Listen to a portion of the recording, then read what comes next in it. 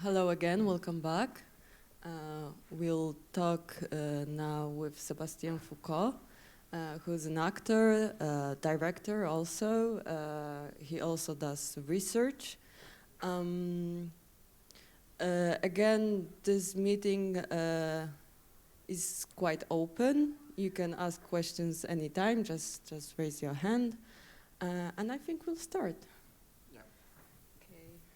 So my first question is quite basic, simple maybe. How did you and Milorau meet? So we met in 2011, I think. That was the beginning of the Hate Radio process. It was another season of his own work, kind of season or period.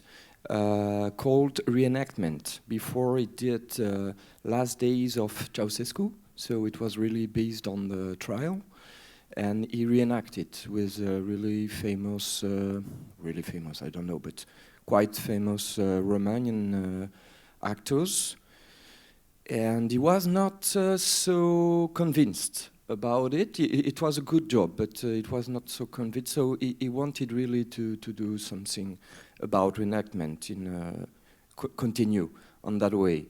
And the story, there are many stories, but one of the story is before funding IIPM, his own international company, people from one theater, I don't know which one in Berlin, asked him to write something about Rwanda, but it was a fiction before his documentary or political period. And he tried, and he couldn't, because the topic was too heavy for him, I think, something like that. But after, he reborn intellectually, I think, around this period, and decide to invent his own tools. And it was about the beginning of his new way of directing. So, reenactment. And he decided to tell the story through the radio. The RTLM, who did the propaganda about the hate speech in Rwanda. That was a really political construction. That was not at all to Tutsi or Hutu really angry, fighting between themselves. Not at all. It was really a political construction to go to the genocide. So he wanted to reenact this part. And in this studio, in this RTLM, there were, of course, Rwandese moderators, but also half Belgian, half Italian guy called Georges Ruggiu. So it did, and there was another problem, because at that time, Milo was not really a good English speaker. And in Rwanda, at that time, the time of the genocide, people spoke Kinyarwanda, the original language, but also French. But now, after genocide and the war, etc., young people speaks English. So he went to Brussels, because there is a big diaspora about Rwandese people over there. He associated with a director, a dramaturgist called Dorcy Rugamba, both Kinyarwanda and French speakers. So he did the casting for the Hate Radio over there with two moderators, a female and male, Dorcy at the time, and also a DJ, Afazali, played that. And they were looking for just a French, not a French, but a French speaker, but also the white guy. And that was important in the idea, because there were several moderators in this radio, but they were looking for iconic figures in this radio. So the woman, Valérie Bemeriki, because she was really famous, because she was really popular, but also popular because she did reports in the streets, interviewing just normal people, and really, really religious. So that was, wow, a good figure. And she was handicapped too. So that was a good figure. And for Cantano, he was really, really well known. He was really well known at that time because he was also a sport journalist about football, and it's very popular over there, of course. So, and he was so funny. Even people, because we interviewed so many people for that project, even people hidden during the genocide, they were listening to the radio, because that was a radio you could phone and tell, I think there are Tutsi, in that red house, for example. So you call the radio, and the radio give the information on the wave, on the air, and Parme Hutu, Interamwe, the militias, could go and kill. So people could were afraid to be exposed. Yeah. Right?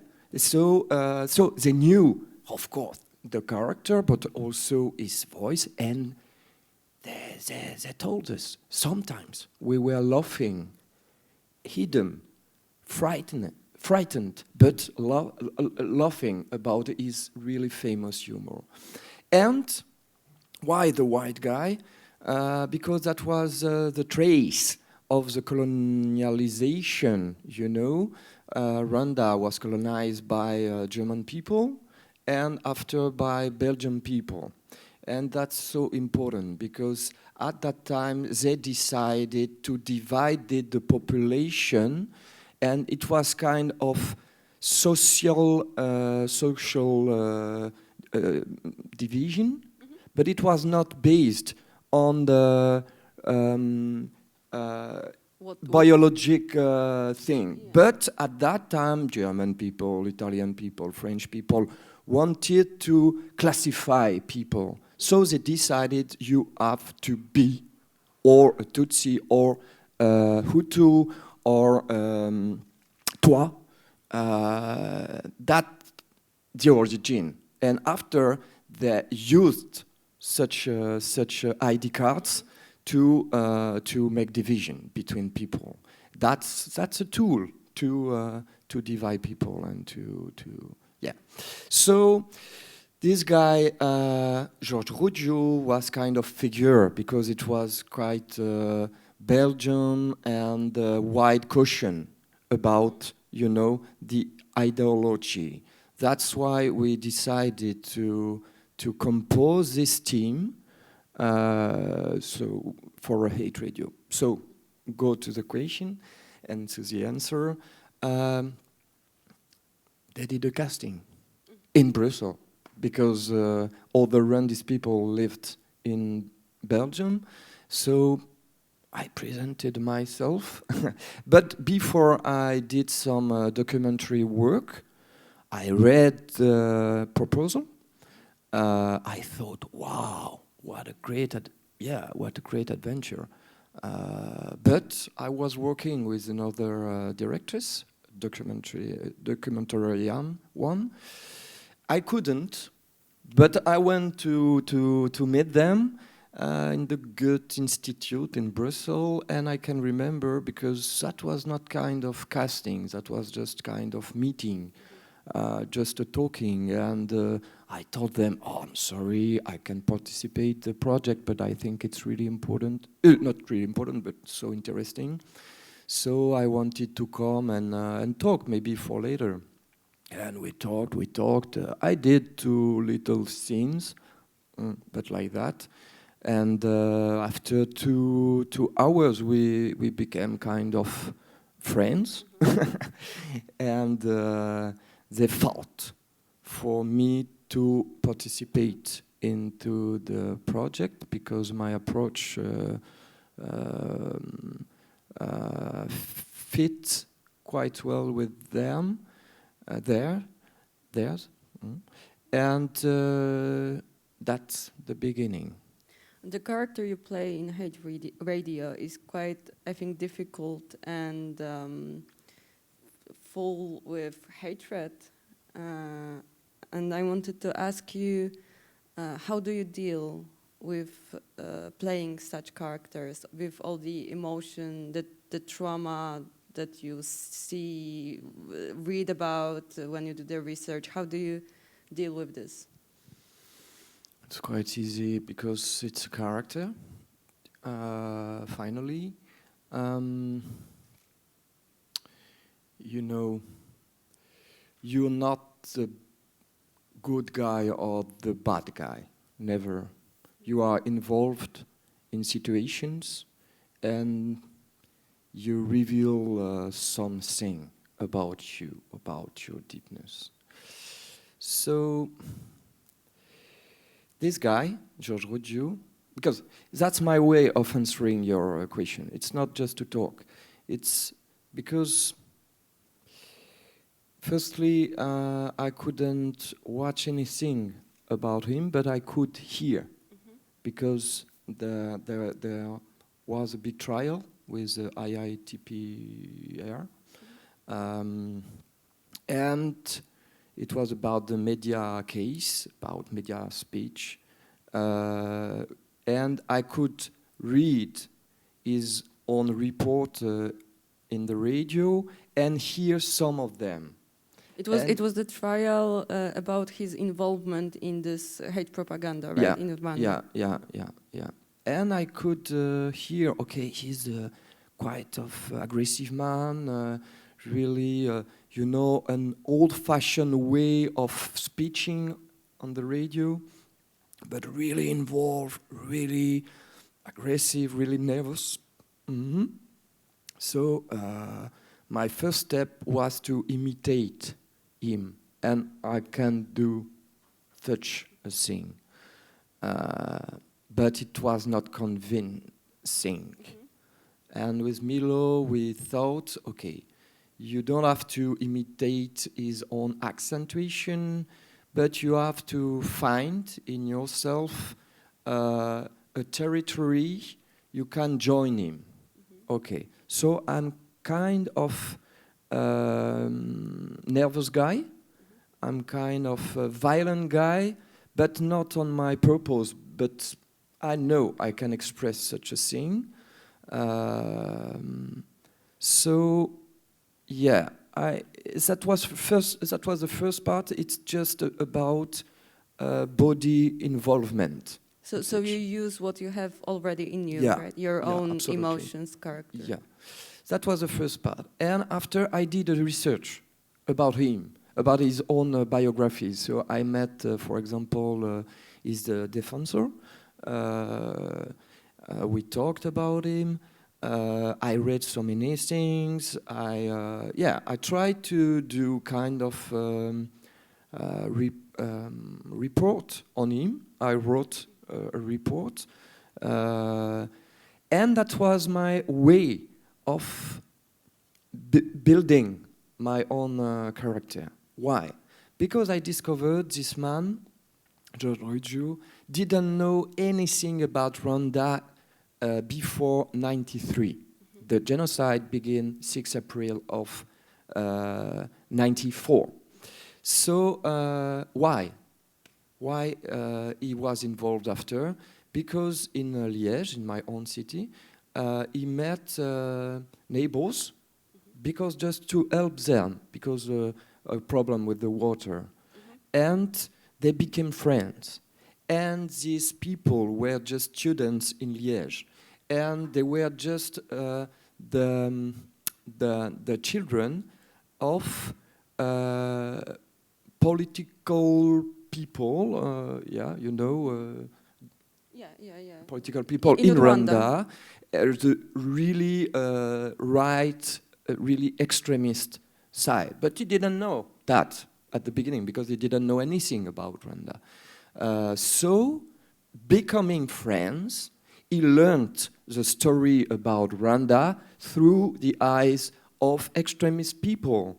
And he went to Rwanda, and it's a beautiful, wonderful country, and with rich people, swimming pool, women, and the good life.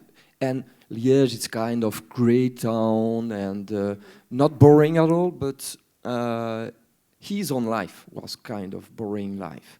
And wow!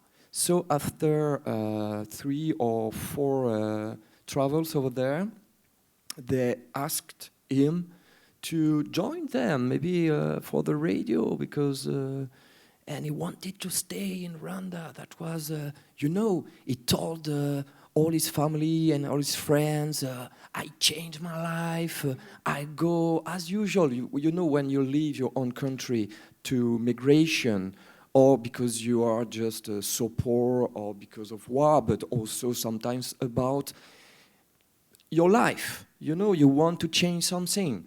So that's my first introduction, because, his first motivation was to be more alive, more, to breathe more, to have adventures, to have, to maybe to meet some dreams, something like that, And, I won't tell all the story, maybe, but when you follow such a path to try to understand somebody, finally involved in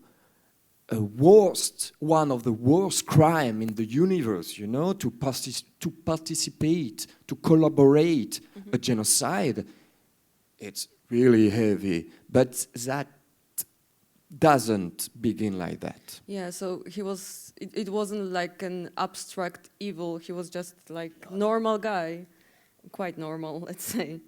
Yeah, after, at some points of your life you can make decision, and would I participate or not?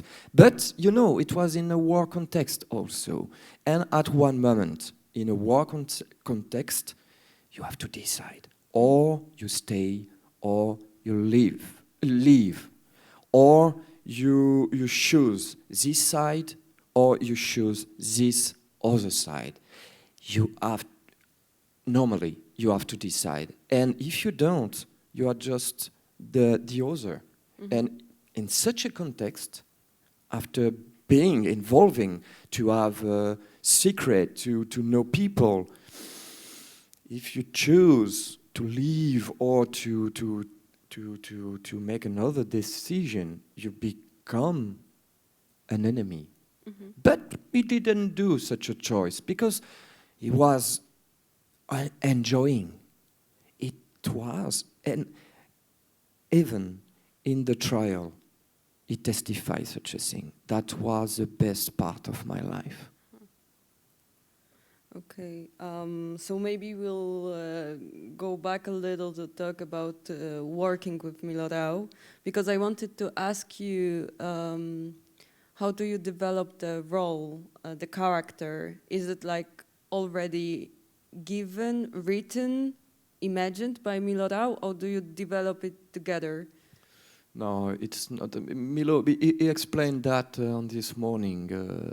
He is not the guy who writes the script. Now, sometimes for movies, he prepared more about written things. But just to change the perspective, I can remember about Compassion 1, the story of the machine gun. He tried to involve Ursina in such a process. We did so much.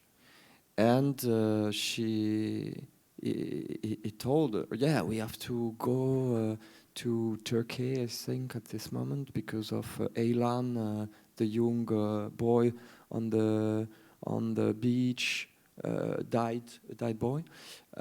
We have to go in refugee camps, and she told him, okay, why not?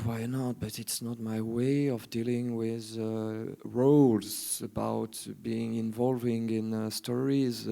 I need a text. And all over the travel, she was really in panic. I can do that, I can take picture with you, but I can't. My territory is about words, mental pictures, you know. I can travel with you, but it's for you, it's not for me. It's helping you to write a script, but I need a script. Okay. And he was really disturbed about it, because he told her, I can't. I need you to write it. I need your feelings, I need your ideas, I need your nightmares, I need your story, He's kind of vampire, you know, Milo. Is really, but it's also really authentic, really pragmatic. That's why the plays often are so intense, or not. It's not a good word, but I don't know, because it's really a deal between him and actors and the topic and the reality which gives, you know, the story. Do you understand a bit? It's really a dialogue. So interesting. But even for Hate Radio, because it was based on real reports, you know, recorded reports.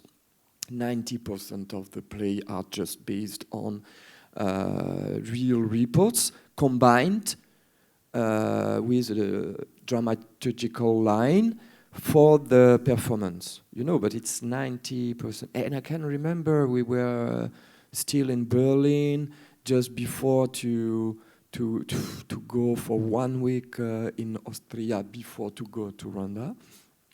And he didn't write anything. We were just talking and speaking about the genocide, about the characters, about the radio stuff, such a thing. And for example, for La Reprise, from the beginning, we wanted to create this reenactment about the killing on stage, but he was afraid. So with Eva, we had the trial, the reenactment, but you know, the judiciary from the trial, reenactment for the police, yeah. From the police, you know. And he couldn't read that, and he couldn't focus on that. He was focused on other stuff. And that's the last scene we prepared, because the most difficult, because the most ugly, the most, I don't know why. But maybe 1 week before the premiere, or maybe 10 days, we did it.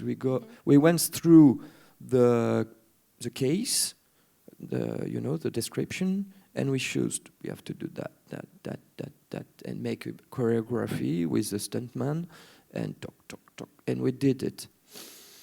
And that's sometimes it's a nightmare, because for weeks, and I worked with them from the beginning of the process each time, you know. So it's not just 6 weeks of rehearsing. It's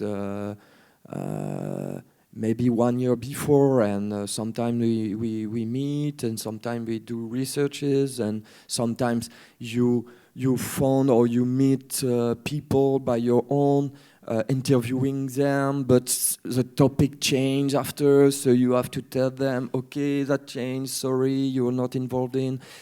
So sometimes it's kind of a nightmare, but it's all the time, kind of travel, kind of adventure, kind of existential trip.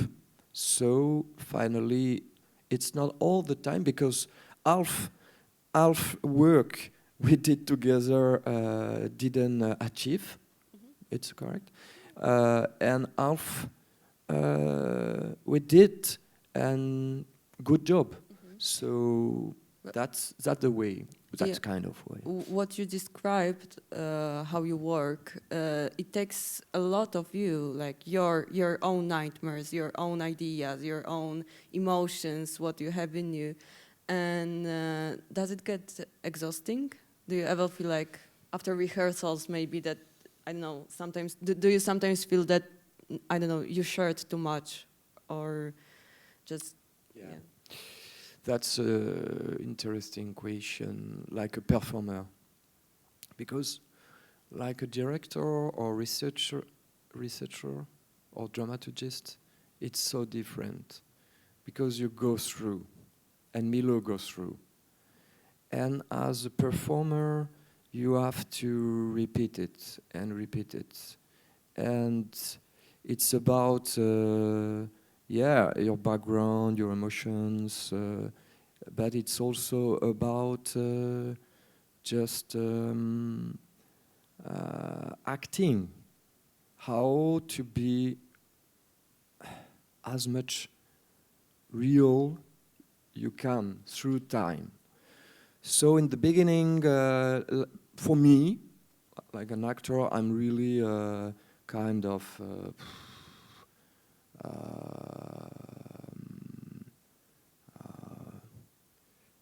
I involved myself so deeply inside. I want to feel, I want to think like my own character. But, for example, some of my best friends in La Reprise, Johan, it's not Johan now, straight now, it will be Sabri, but we created with Johan. He's really a Flemish actor, performer. So he deals all the time with distanciation, and that's so interesting to mix in a performance different approaches. So me, I'm the really involved guy, and him is really the distant guy. And sometimes it's more effective, his own perspective, and sometimes mine. So it depends on the performer, how you work with Milorad. Yes, it depends on the performer, but also the performance. For example, in Hate Radio, I was really in kind of naturalistic way of acting. In the Civil Wars, for example, another play, we did a big research about young men in Belgium and in France, and they went to fight with ISIS in Syria. That was in the beginning. That should have been another reenactment, but we changed. And finally, I did the prologue and the epilogue about our big research, but into the play, that was kind of echoing with the performer's own biography, into my life, into my trauma, what can I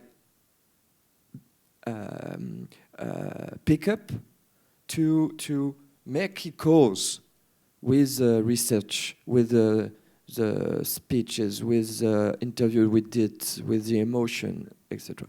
So, for example, here that was so different because it was about my own life. So, because of Johan and Sarah, for example, I had to find another way to deal because it was not possible, just to be involved again in my own traumas. You see what I mean? So I found another way to deal with that. For La Reprise, for example, another case, in the beginning, I was really, again, the involved guy, involved performer. But at one point, after maybe 100 representations, two different problems. It's a more... no, it's more written like a play. So it's, for example, compared to Hate Radio, strangely. It's really little scenes, really precise words, and so the place to reinvent, the place to be free is less effective. So it's more difficult to go through with time. But also, I was so depressed at that time, after, for example, 100 representation for my own life, my own reasons. And that was so difficult to deal, for example, with the ex-boyfriend speech at one moment. I'm in front of the camera, is really close up, and really nothing, and really telling the story. And he expressed South. I could apply to me in another situation about my own life. So it was kind of a fool, you know, because I was on stage thinking about my own life and not about, you know, the... So I tried to find another way, and that was a quotation. Not to try to be the character. Be the character, and just to be really like a quotator. Yeah. I don't know if the word exists. Or like the puppet master of myself. Just I'm in the shadow, he's in the light, and the most important are the words and not my feelings and not my my background or such a thing. So you see, that depends on so many things, and that's life. That's cool, because I learned so many things, also like a performer and as a human being, you know. But it was based on a problem, based on a wall. You know, you got a wall here, and if you want to continue, you have to find another way of go to follow the path. Or I could have stopped to act La Reprise, for example. Yeah, it's kind of a matter of taking care of yourself, like your personal self, not to get too involved with this bad emotions. I also wanted to ask you, because you said that Milo and you got to be friends really quickly, and that when you work, you not only see each other at rehearsals, but you also meet with each other to talk about the play and so on and so on. And my question is, were you ever in a situation with different actors, performers that didn't build this friendship with Milo, and how does the workflow goes in this case when it's... Can you? Because what you said, it sounded that you, as ensemble, are really close when you work, like friends. So it's not when we work together. We fought so much together. Not in the aggressive way, but we fought a lot of time about how to deal with the topic, for example. So we are friends, but it's about the others also. Yeah. But he's really is really good to be a friend. So with a lot of performers, actors, or dramaturgist. Is really friendship is one of his way of dealing with the work. You not only work with Milorau, but you also do other plays and art, but you come back to work with Milorau for years. And I wanted to ask you, what is special about Milorau's approach to documentary theater, and why do you come back? Because it's so intense. Because each time it's part of my life. Each time I change. I don't know. It's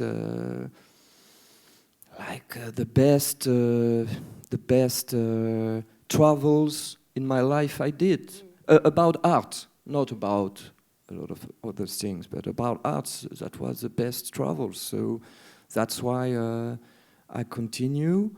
And that's why also I'm becoming again a director, because he got so much work and he changed a bit his way of dealing with production, involving different actors. So we had less time and less occasion to work together.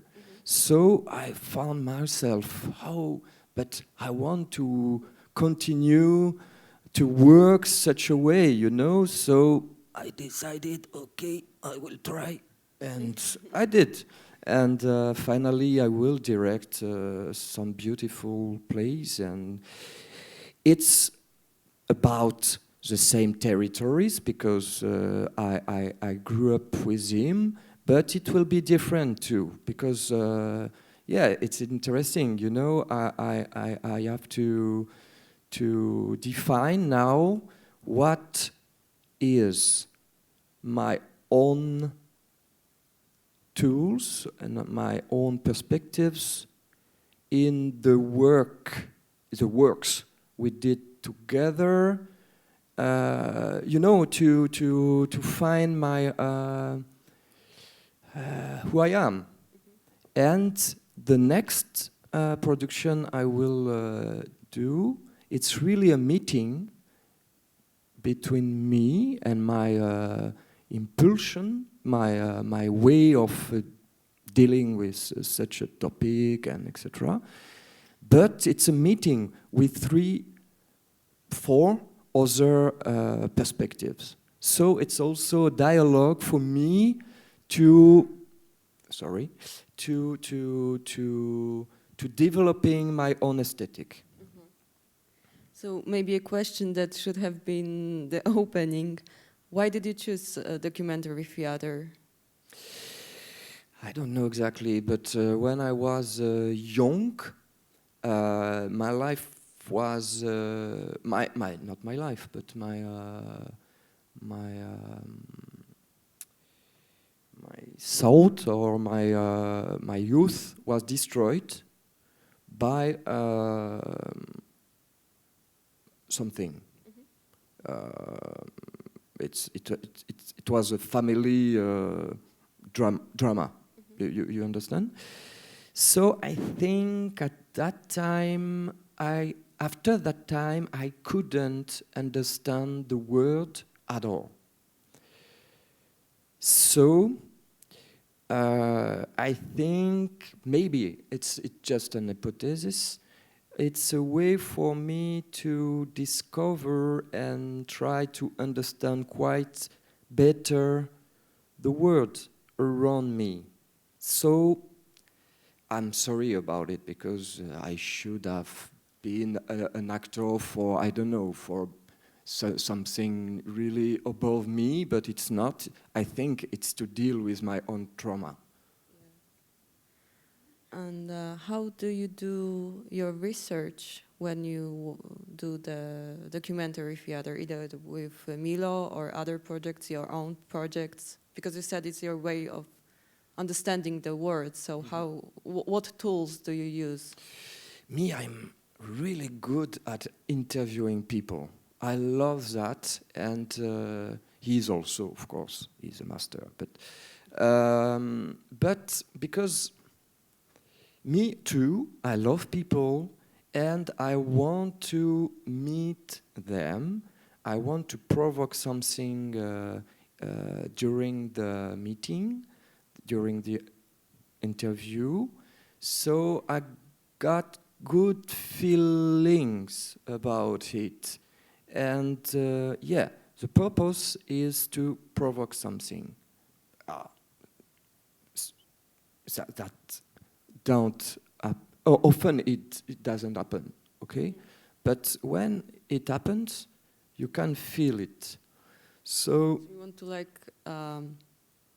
look for the emotion, like say something to move the person you talk with. You know, the result is really simple. The people at the end got the feeling he or she discovered something about himself. For example, a line. For example, a line to organize his own chaos. Just about things or feelings from themselves. They didn't invent anything. But the interview can be the occasion of making something special, you know, to get the line. And at the end, the people thanks you. You thank them because it's about your own work, about your own thoughts. So you take something, but you gave something. And it's really clear, for example. So, one of my favorite tools is interviewing people. And I did it before meeting Milo, but with him and Eva, that was systematic, you know. So I practiced it. And so it's, you know, on the field. And sometimes with big traumatized people or in really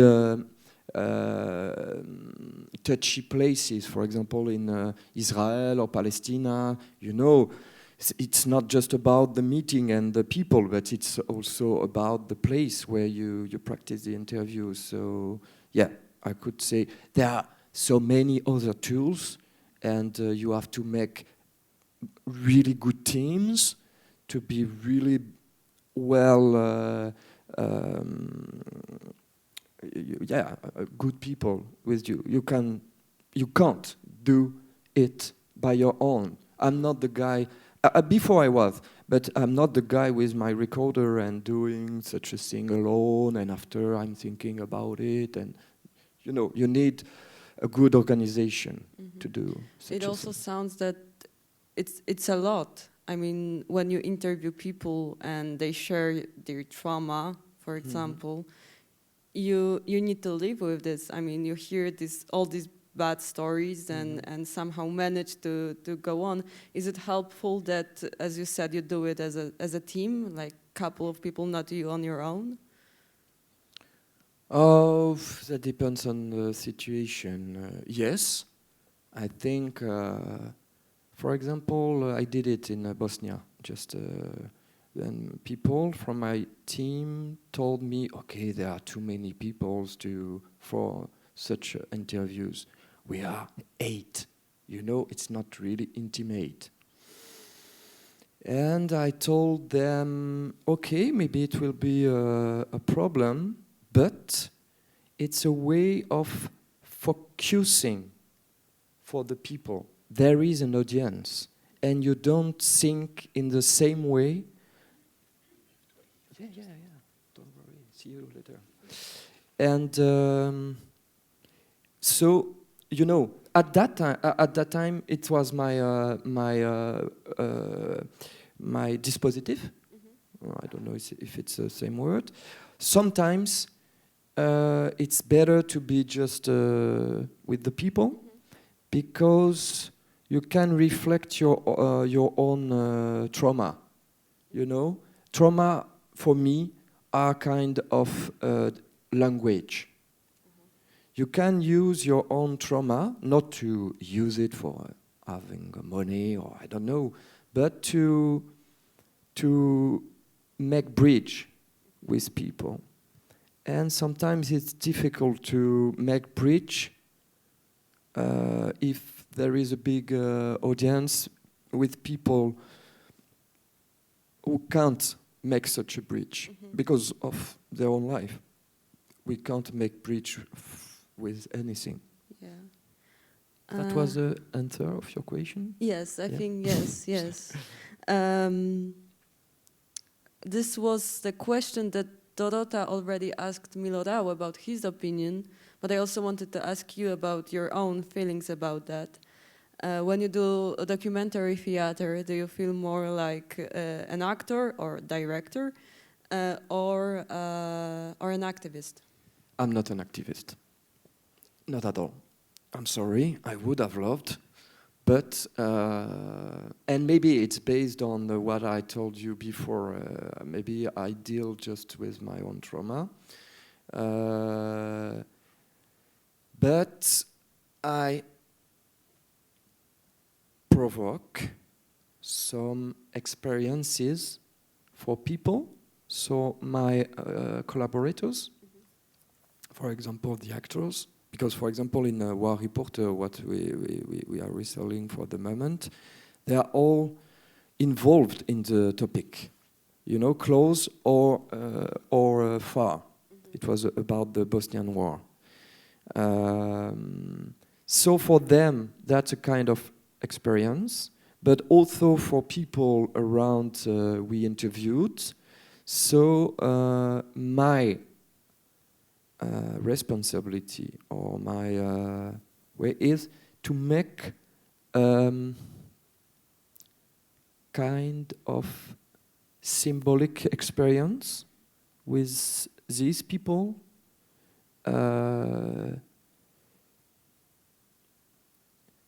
Yes, to go further, to go through some really go through some ethical problems, for example. And if we succeed together, it's a little key that maybe we can go through. Do you understand? So my way of dealing with such a thing, it's to make symbols. It's about art. It's about the stories, the forms we use on stage, for example.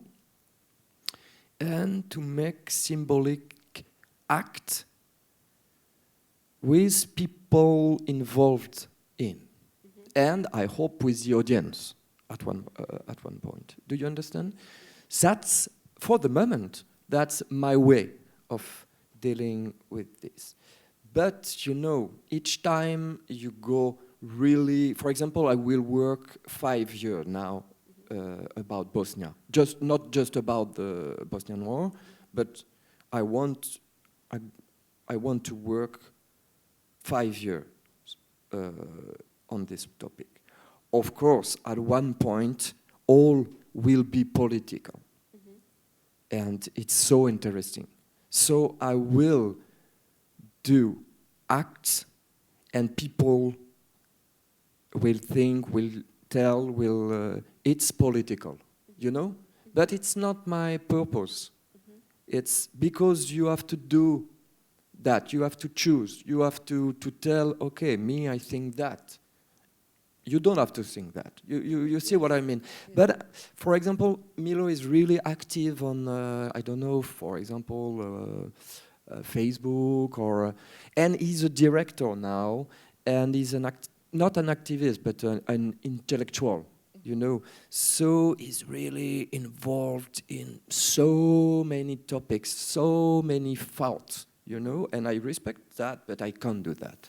Yeah. Because I don't want to talk about anything, you know, to be involved in each causes. I think, for me, and because I'm a peasant originally, you know, I just can work on my field, and maybe sometimes this part of the field can reflect the word, but not all the time. And maybe Was it clear? yes, it was clear. Thank you. Maybe a question about your craft and working with people from different cultures and amateurs. Like how do you work together? Do you maybe coach them, or you have a method to work together?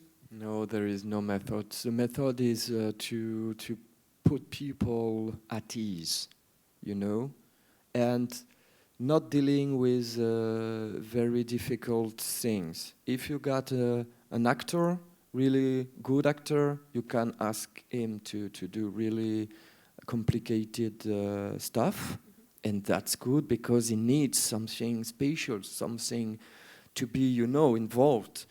And I don't know, with children or with amateur, as you told, just talking, just finding good stage situation for them to be just close to themselves.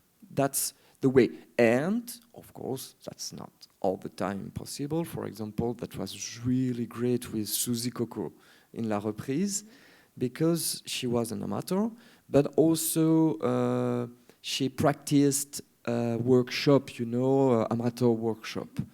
And in Liège, Lutich, in Belgium, we got a really sharp accentuation and a really old-fashioned way of practicing acting, you know, in such a workshop. So she like learned the wrong thing, like act yeah. bad. So that's different, you know, for her to be on stage. That was, you know, singing something and acting or moving in another way. So that was great because the only way was to find the good situation, the good relationship, with which partner, you know, that different, because, and also how to deal with the language, for example. And I remember we coached her both together with Johan. So the the distanciation way of, and from my own perspective, and she could really trust both of us, and she picked the good things from Johan and the good things I told her, and that was so great. When in the, I don't know, after some representations, she became, for example, in Italia or maybe also in Avignon, when a lot of journalists wrote about this play, and often she was Suzy Coco, you know, in the article, and they gave her portraits, that she became kind of a really important figure in this play, and that was a great story, you know, because really acting as simple she could, not doing nothing, of course, accepting to do nothing on stage, and she was the diva. So that was great, you know, because for me and Milo and the others and Johan, that was we succeeded. Because she's not the poor amateur, you know, on stage, and the big, because, for example, Johan is really well known in the Flemish theater, or in France, less in France, but, and they got, you will see maybe a scene together. It's not Johan now, it's Sabri, but that's the same job. And they are just the parents of Sabri, of Isan Jarfi at that time, the quote parents, and they got a kind of stage action, and they are both talking about the song. And that was fantastic, because at one point she lighted more than Johan or Sabri at that time than a really professional actor. She lighted more. Okay, so I think now it's the time to ask questions. We don't have a lot of time, but I think we can take a couple. Are there any questions? Not really. Okay, so you have one.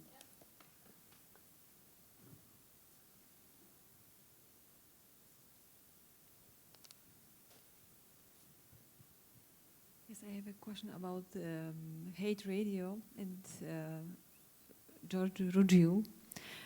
Do you see him, or did you try to show him as a victim of this system, or do you put him in the same line that this Hutu people? Do you see him a little bit as a victim? Me, personally? Yeah. No, he's not a victim. Not at all. That you said if you say he's a victim, everybody can be a victim. So there is no responsibility at all in life. So in such a perspective, we are guilty. It's all the time a process. But at some points, you have to decide, you do or you don't. And he did. So it's totally responsible. Totally. And I play, but it's not, it's not an active question when you're acting. It's maybe you misunderstood about it. It's so different, as when you think about such an ethical problem, or when you act. When you act, you can't. If you deal with this question when you act, you will do a cliché. You will perform just the bad guy, and people can feel it, and it's not true. The best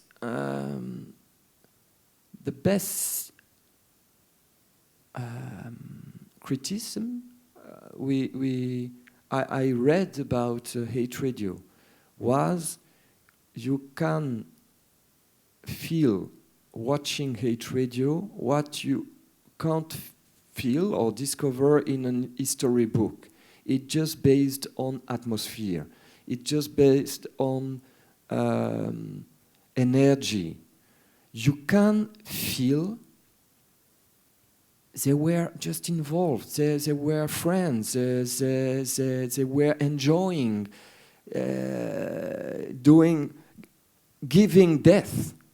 They were alive, and And my goal was to express such a thing because it's more powerful for thinking about it, about how you to be involved or how you not to be involved in such a situation. Because in a lot of life you have to make such a choice. In little dramas or in big historical tragedy, you have to deal with such a choice. And sometimes not to participate, you have to be less alive, or you have to be the boring guy or the boring girl because you won't participate. But it's a choice. And in so many situations, to be alive can be to participate, to be involved. You understand? Yes, of course. So, thank you. Yeah. Also what Sébastien told me yesterday when we talked, that this man exchanged with the court. He gave information and get less years in prison, and he's already a free man now. So, are there any more questions?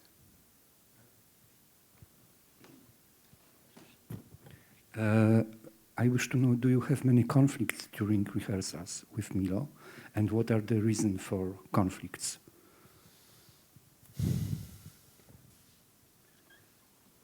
In each production. And so half we performed and half we stopped. In each one there are, so I can maybe choose one example. Not too personal. Milo is already out, so... No, personal for me, not to expose myself too much.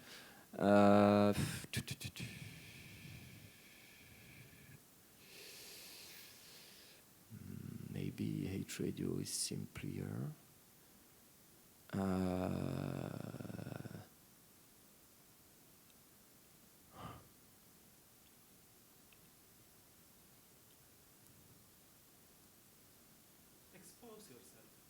Yeah, I know, but before each time I was exposing myself, but it's a bit like a nuclear problem, you know. You expose and it's So, what example? What the best?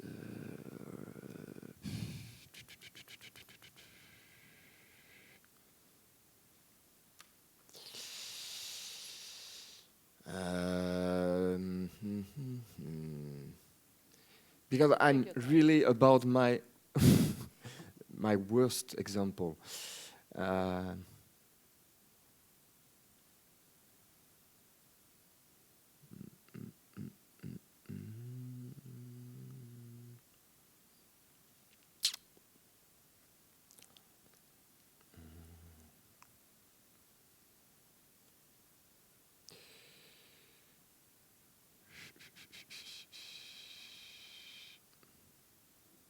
Sorry. I'm really far now.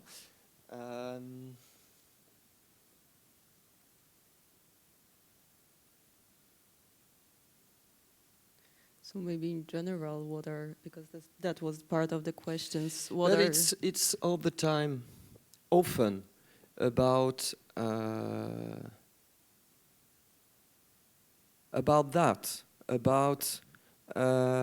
involving deeper than deeper people around him, you know? But finally, that will be a bit theoretical. But at one point, I'm not anymore a dramaturgist, for example, because I will be involved like an actor. So I have to be just into the team. But you went deeper than deeper. You gave part of your life or your biography, for example. So you dealt with your own and maybe with your wife or with your family. For example, it's for one of my example. Accepting to give to a play something really important for you. Okay? Do you understand quite a bit? At one point, so it's a process. It's difficult. You accept it. It's in the story. And finally, we have to clarify the dramaturgical line and put in the bin, kill your darling, you know? So it's really violent at this moment because you exposed so much yourself. You wrote about things you didn't want, you see? And finally, it's not on the on the dramaturgical line. So at that time, you think, am I a puppet or not? Mm-hmm. Am I his puppet or not? You know? So sometimes it was for me or for people around me, friends, that could be a problem, you know? just because we are so involved in. So yes, such a thing. But that's because sometimes it's just about aesthetic, for example. It's just about the thema. But maybe for me the most difficult moments were about such a thing. You involved yourself too much. And it's not true. When Milo told us on this morning about the responsibility, maybe I will change later my perspective about it, but I think it's wrong.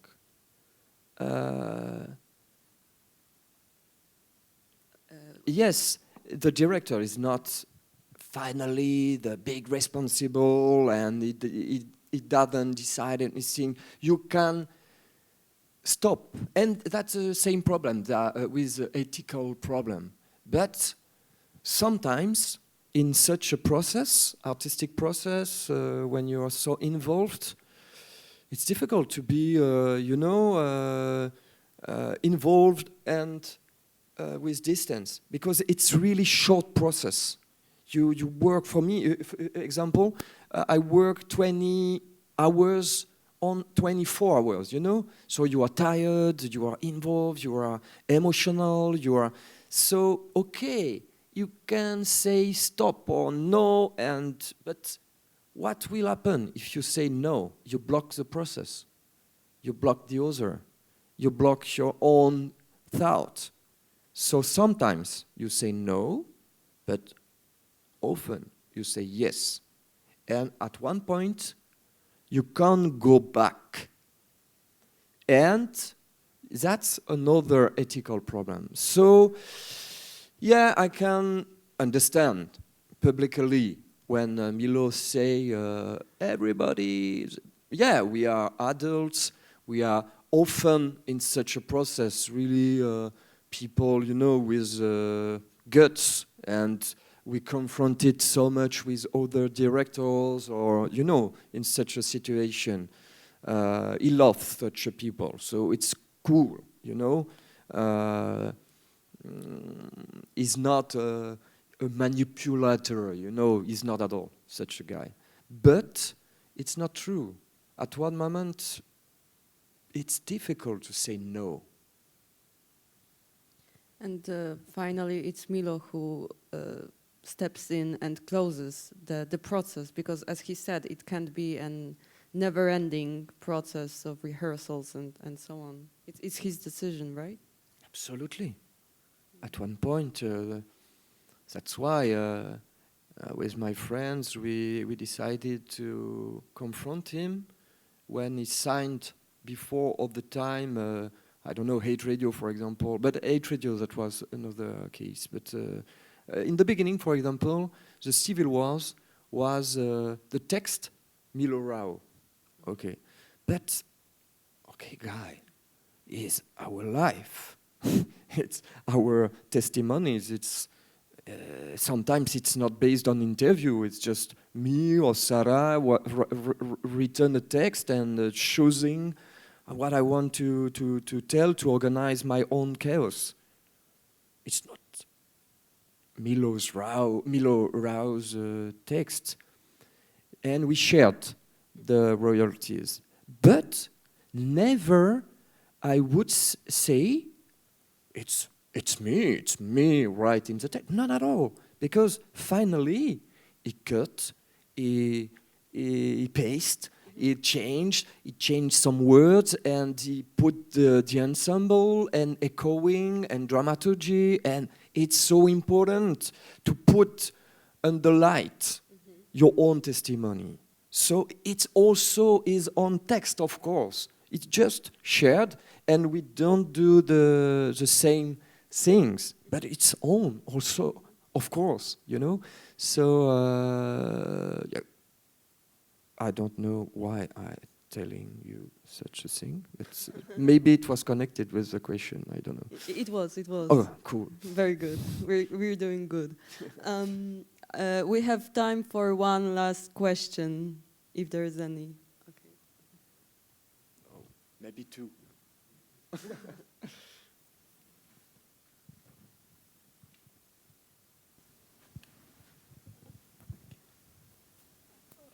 So maybe it's a generic question, but I still want to find out how do you feel about it from your perspective. So does your current perspective as a director helps you, affects you as an actor, affects your acting? Does it help you? Does it maybe bother you? So how do you feel about it? I don't have so much experience about it because I really not decided, but my life, during 10 years, I did other little roles, not little roles, but it was not, it was easy. It was, okay, I gave. And my life was really connected with IIPM at that time, and like researcher, dramaturgist, and actor. So I can answer you about to be as half dramaturgist or half researcher and half actor. That changed the perspective of acting. But about to be a director, I don't know, because I really decided to begin again like a director after IIPM collapsed. Because, yeah, when Milo took the Entekent, for example. So,